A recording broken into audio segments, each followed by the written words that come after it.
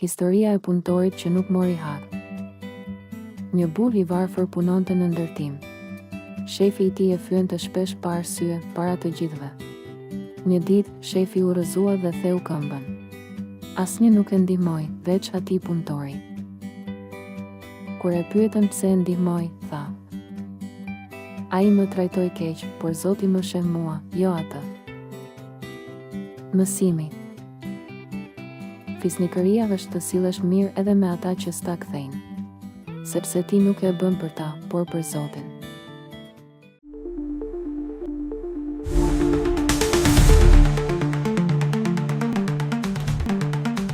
Rabia el Adaia, drita e dashurisë hyjnore.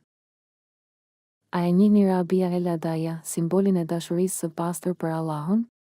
Jeta e saj, një udhëtim frymëzues për çdo besimtar, studiues fetar, adhurues shpirtëror, grua muslimane dhe student historie, na mëson për kushtimin e sinqert.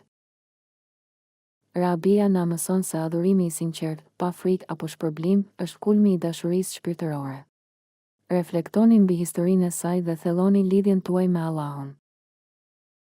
Për më shumë histori frymëzuese, ndiqni faqen tonë.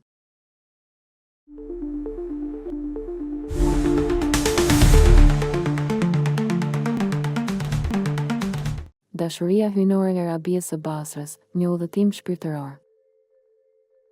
A keni ndjerë ndonjëherë dashurinë e pastër, të pakushtëzuar për Krijuesin?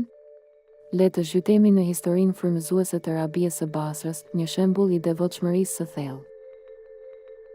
Rabia el Adaia, një shpirt i ndriçuar i shekullit të vijij, na mëson se adhurimi i vërtet buron nga dashuria e sinqertë, jo nga frika apo shpërblimi.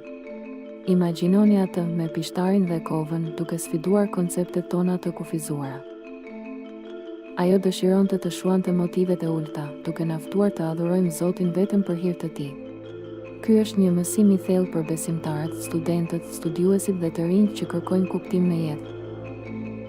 Le të frymëzohemi nga Rabia dhe të kultivojmë një dashuri të thellë për Zotin, duke e adhuruar atë me zemër të pastër dhe qëllime të sinqerta. A jeni gati të transformoni adhurimin tuaj?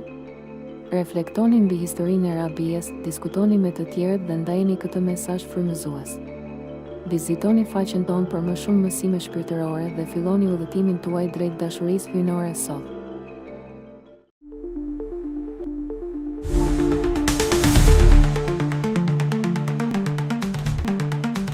Historia e shallit të ngrohtë. Një djalë i vogël që shiste gazeta në rrugë në dimër, dridhej nga të ftohtit. Një burr i panjohur i dha një shall dhe u largua pa thënë asnjë fjalë. Pas disa vitesh, kur djali u bë burr dhe kishte një punë të mirë, pa një djalosh tjetër në të njëjtën gjendje.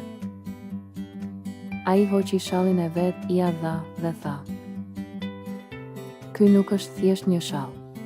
Është një kujtim i dashurisë që më ngrohu dikur." Mësimi. Mirësia kur kalon nga një zemër të tjetra, bëhet një zinxhir drite që s'duhet ndërprerë.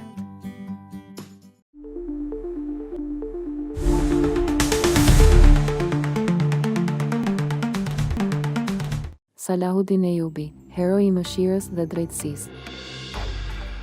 A e dini se si një lider mund të ndryshojë rrjedhën e historisë me mëshirë?